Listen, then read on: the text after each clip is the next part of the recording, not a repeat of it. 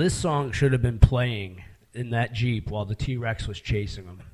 Some heavy metal was definitely needed for that, and that would have been a great spot for that one, especially to drown out some of the screaming, because that part was unnecessary. Oh, the kids screaming?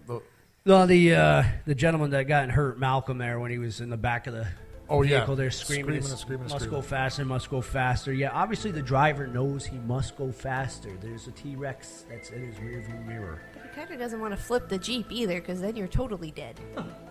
And that let's go down to something I said I would about what did Jurassic Park do to the movie industry that has stuck today.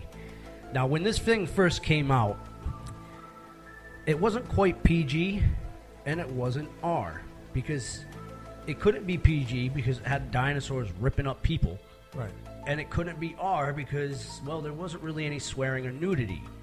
It was balancing that proverbial fence. So a brand new rating came out to the movie system. Ah, was that the first PG-13? PG-13 movie was Jurassic Park. And if you guys doubt me, research back in the 1980s, the movie Jaws, and you'll see that it has the rating PG underneath that. Yep. And if that was released today, that would have been a rated R, if not Jaws? PG-13. Jaws? Yeah. It would have been the PG-13. Yeah, it definitely wouldn't have been PG for kiddos.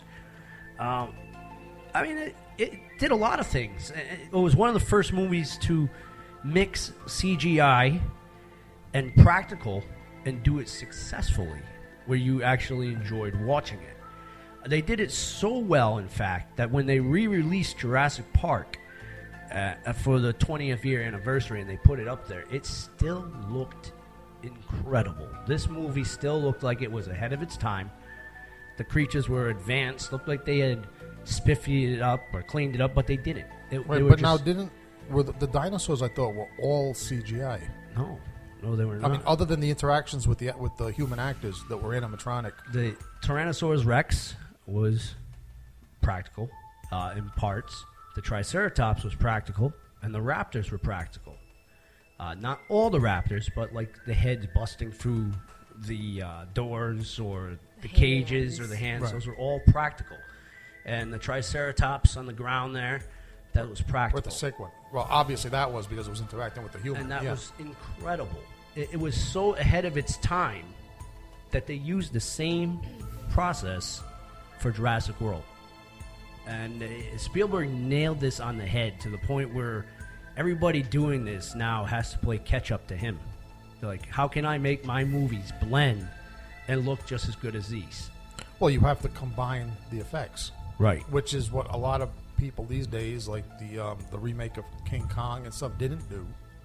It was all CGI, and some of it looked good, and some of it looked absolute crap. Practical might have worked very well with that. Who knows? Maybe they didn't want the budget for that. That's the other thing Jurassic Park has over a lot of the other movies. The budget is unlimited. Yeah. You guys hear the best musicals. You see they got BMWs on these vehicles, Jeep. They don't have any jobber cars on there and whatnot. They have an unlimited budget for this movie. Yeah. Unlimited. The actors, they grab like the best of the best to put inside these so people can actually react to some of these actors. Although sometimes you wouldn't realize that based on the crappy acting. Yeah, I mean, but the actors he grabbed they're top shelf actors except for the kiddos there, which that'd be something to look up, see what they're doing now. Probably, hopefully nothing. Oh, you would only hope, but no, they're probably still in the acting hopefully world. They're dead. No. During the next music break, I'll George Google Garner, it. Hopefully they're not dead. They did provide a good movie, and I would like to have them return and get eaten again.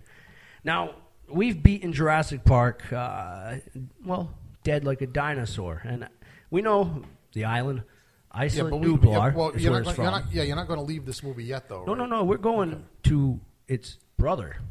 Okay, sure, but before we leave this one. All right, okay, what do you want to do? I got one complaint now. It's not going to be about that little kid again, is it? No. I've already wished them dead. What else could I say? Yeah.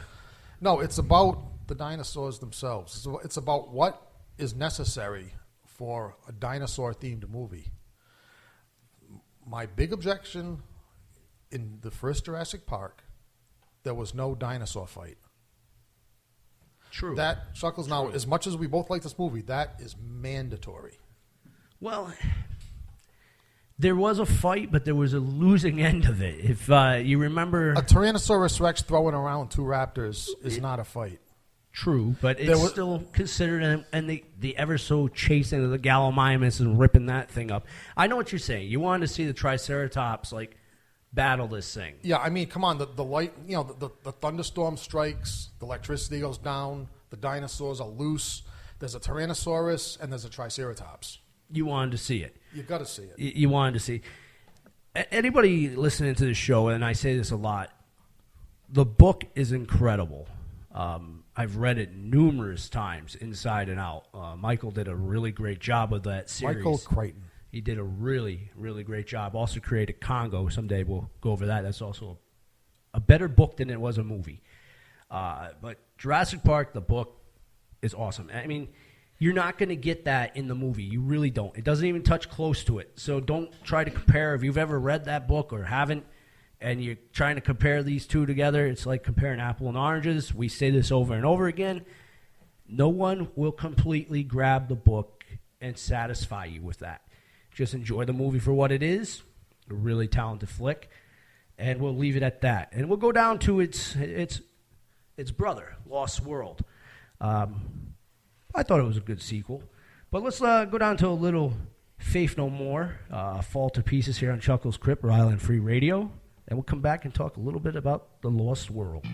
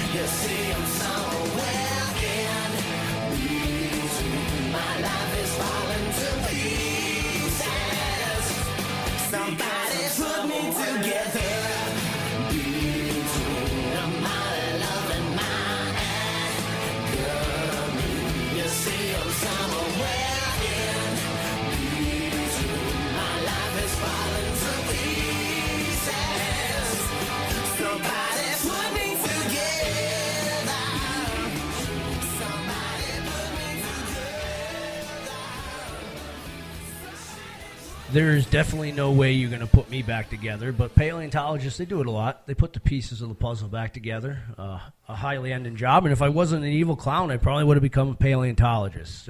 But that didn't work out for me, so here I am at Chuckles Crypt, entertaining you, the listeners. And if I'm not entertaining you, well, screw. Now, here's a very deep piece of Chuckles trivia. So if you watch the Chuckles and Laughs show, you will see that it's produced by Die Inc. However, before Die Inc., the name of the Chuckles production company was Raptor Raider Productions. And I got to assume that may have been stimulated by Jurassic Park. Oh, you're right. It definitely was. Very much so stimulated. And never. That's one of those things I was told, you're going to grow up out of this dinosaur Well, we phase. proved them wrong. Yeah, I never did. They're still cool. Most people this day say that. And a movie that is really cool and doesn't get a lot of credit. I mean, it doesn't get poo-pooed on like the third one. Lost World was awesome. One of the reasons I thought it was great, because you didn't have one T-Rex. You had three Tyrannosaurus Rex. That creates